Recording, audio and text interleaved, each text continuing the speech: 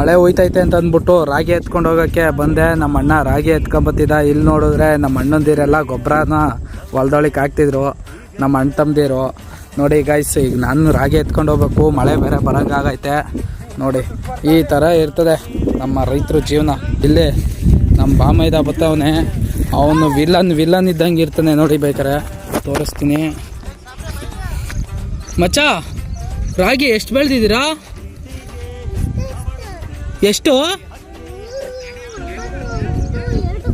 ಹಾಂ ಹಾಂ. ಲೋ, ರಾಗಿ ಎಷ್ಟಲ್ಲ ಕೆಜಿ ಹಂಗಾರೆ?